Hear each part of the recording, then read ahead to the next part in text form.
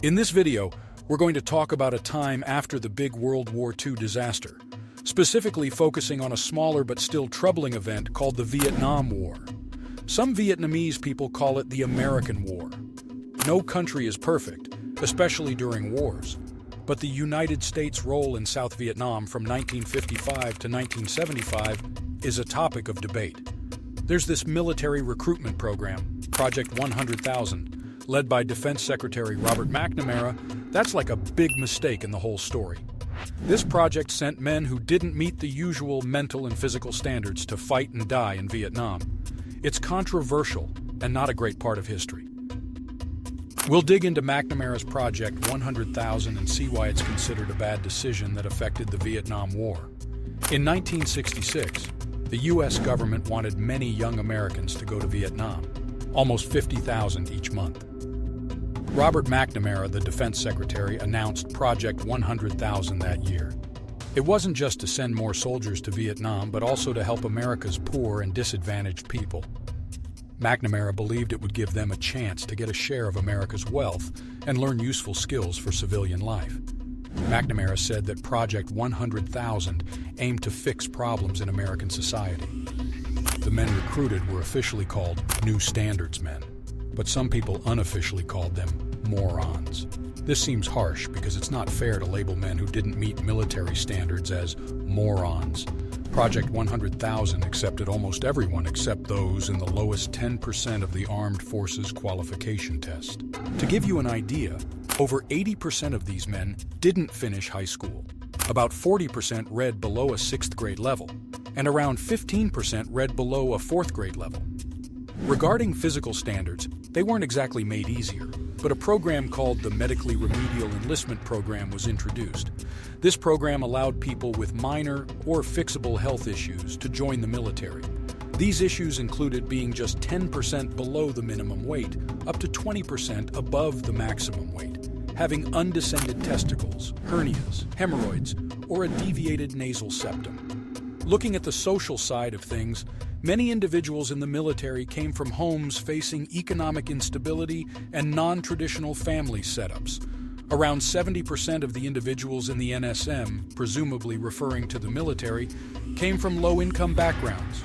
60% had single parents, and almost 10% had previous civil convictions before joining the service.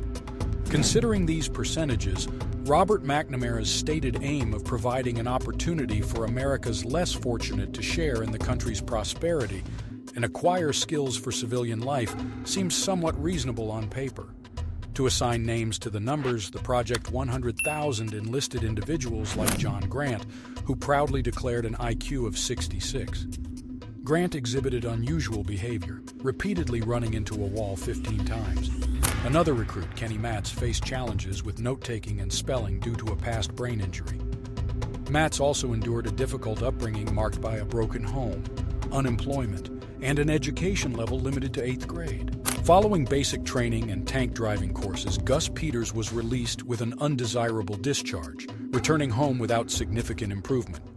Hamilton Gregory, a U.S. Vietnam War veteran and the author of McNamara's Folly, The Use of Low IQ Troops in the Vietnam War, shared a revealing anecdote. In 1967, at an induction center, a sergeant sought a college graduate.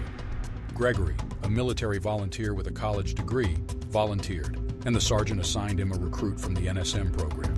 This recruit struggled with basic literacy, unable to read or write, and the sergeant cautioned Gregory, ending with the ominous words, "Make sure he doesn't get lost. He's one of McNamara's morons." Gregory shared a story about looking after a new member of the NSM, a group of soldiers. This person was really thin and didn't know much about basic training or even that the country was at war. Gregory went above and beyond by making the recruit's bed and tying his shoes. Surprisingly, the recruit struggled with simple things like telling left from right and got scared and confused when yelled at during rifle practice. The situation was so concerning that the recruit was assigned to kitchen duty permanently to keep things safe. Now let's talk about McNamara's plans for the NSM. He wanted them to get the same training as other soldiers, plus any extra they needed. McNamara believed that providing them with top-notch technology, like educational videos and multimedia, could help make up for their challenges. He thought that around 150,000 NSM members would join each year, with 40,000 signing up in the first year.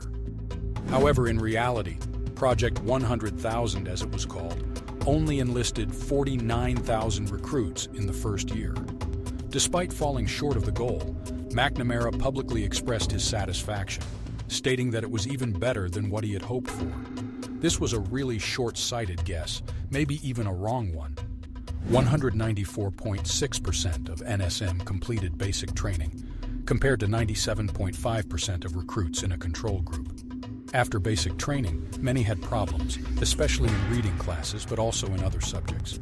Training NSM not only took up time and money, but also slowed down the other recruits who weren't NSM. They had to wait while NSM recruits got extra attention. The Department of Defense, DoD, said NSM were doing well in promotions, with 90% receiving good to excellent evaluations. However, other reports talked about bad record keeping and cheating. For example, recruiters and examiners messed with tests, and non-NSM soldiers took physical tests for NSM. Even with the costs of training NSM, the U.S. Army had to fill 25% of its recruitment goal from Project 100,000. The Marines had to take 18%, and the Navy and Air Force each took 15%. NSM often got jobs in infantry, artillery, food service, supply, motor transport, administration, equipment repair, communications, seamanship, combat engineering, and military police. These are jobs that, giving some credit to Robert McNamara, should help develop skills for civilian life. Around 40% of the people in the New Standards Men, NSM group, were given combat duties during the Vietnam War. Out of that 40%, 37% served as infantry soldiers.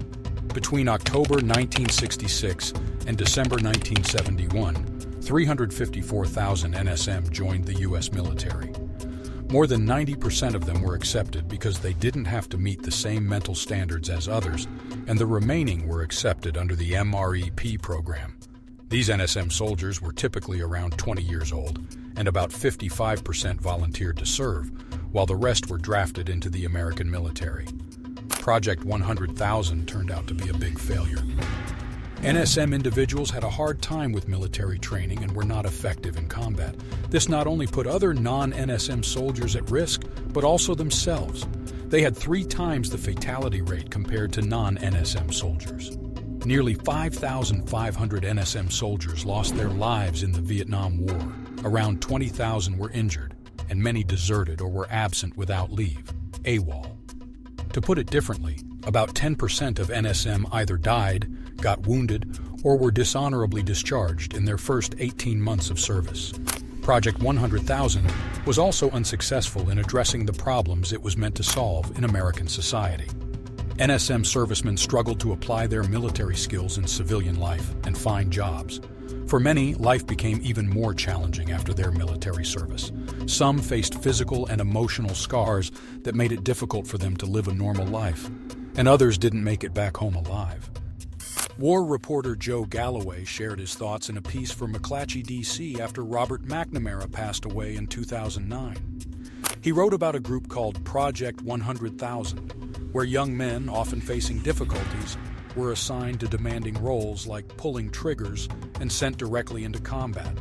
Sadly, these vulnerable young men had a much higher mortality rate in the jungles compared to the average draftee. Galloway questioned the morality of conscripting the most helpless individuals and turning them into cannon fodder, wondering if forgiveness should extend to those who exploit the innocent. In another article, Lisa C.R. proposed an idea in Project 100,000, the Great Society's answer to military manpower needs in Vietnam.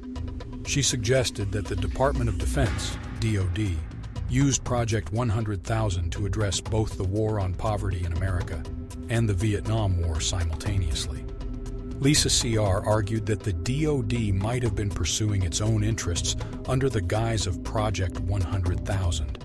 Now the question arises, was Robert McNamara genuinely trying to spare America's poor and disadvantaged from idleness, ignorance, and apathy? Or was Project 100,000 a cunning strategy to bring more cannon fodder into the American war in Vietnam? We're eager to hear your thoughts on this matter. Share your opinions in the comments section below. If you enjoy our content, don't forget to subscribe to our channel for more insightful discussions and updates.